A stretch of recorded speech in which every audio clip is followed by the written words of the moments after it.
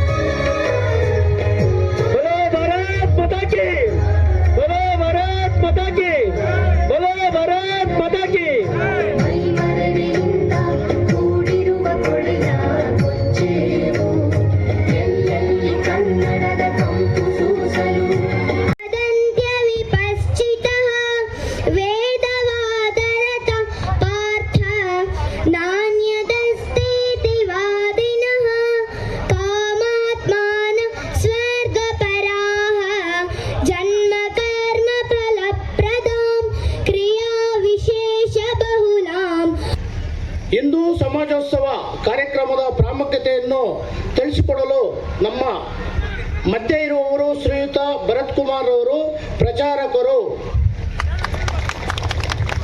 2 ವರ್ಷಗಳ ಕಾಲ assistant engineer ಆಗಿ ಆಂಧ್ರ ಪ್ರದೇಶ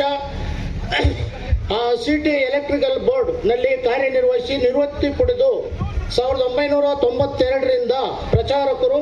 ಈ ಹಿಂದೆ ಆಂಧ್ರ ಪ್ರದೇಶದ ಪ್ರಚಾರಕರಾಗಿ ಪ್ರಸ್ತುತರಾಗಿ ತೆಲಂಗಾಣ, ಕರ್ನಾಟಕ ಒಳಗೊಂಡು ಕರ್ನಾಟಕ ದಕ್ಷಿಣ ಮಧ್ಯ ಕ್ಷೇತ್ರದ ಪ್ರಚಾರಕರಾಗಿ ಜವಾಬ್ದಾರಿ ನಿರ್ವಹಿಸಿರುತ್ತಾರೆ.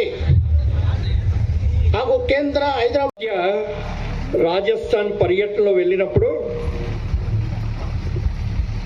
జోధ్పూర్కి దగ్గరలో ఉండేటువంటి సరిహద్దు గ్రామానికి తీసుకువెళ్ళారు. ఆ ఊరి పేరు తనోట్.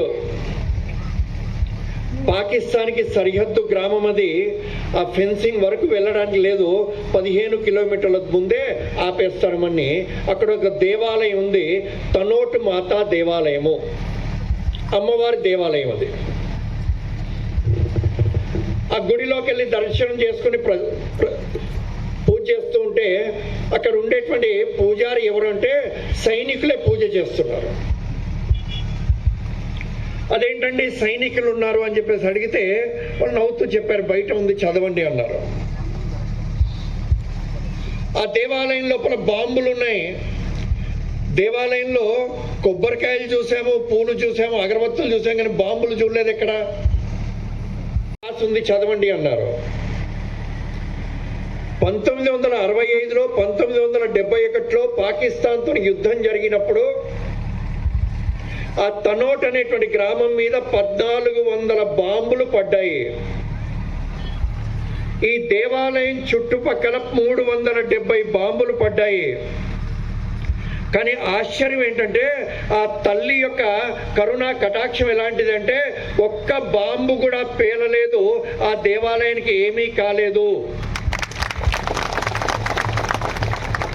సైనికుల యొక్క నమ్మకం ఏంటి అంటే ఎప్పటి వరకైతే మనము ఈ తల్లిని పూజిస్తూ ఉంటామో, ఈ తల్లిని కాపాడుతూ ఉంటామో, ఈ తల్లిని సేవిస్తూ ఉంటామో, ఈ తల్లి మనని కాపాడుతూ ఉంటుంది.